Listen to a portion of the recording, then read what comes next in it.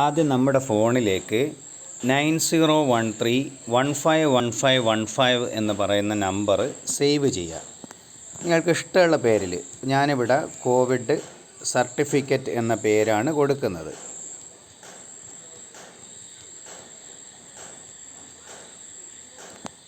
അതവിടെ സേവ് ചെയ്തു. അപ്പോൾ നമ്മൾ ഈ നമ്പറിൽ ഇവിടെ സേവ് ചെയ്തിട്ടുണ്ട്. നിങ്ങൾക്ക് ഏത് നമ്പറിൽ വേണമെങ്കിലും നമുക്ക് സേവ് ചെയ്യാം.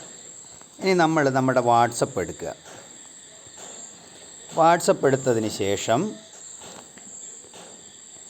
എന്നിട്ട് അതിനകത്തേക്ക് ഡൗൺലോഡ് സർട്ടിഫിക്കറ്റ് എന്ന് ടൈപ്പ് ചെയ്യുക.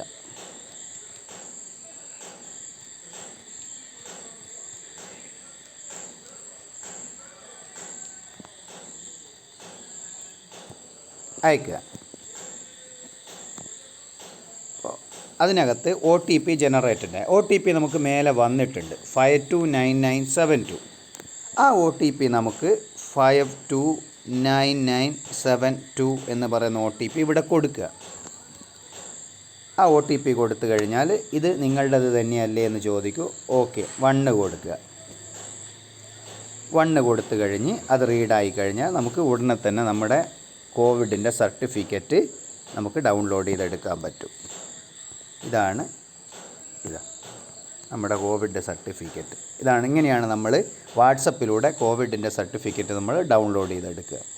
വളരെ എളുപ്പമാണ്. എവിടെ ആർക്ക് വേണമെങ്കിലും നമുക്കിത് കാണിച്ചു കൊടുക്കാൻ പറ്റും.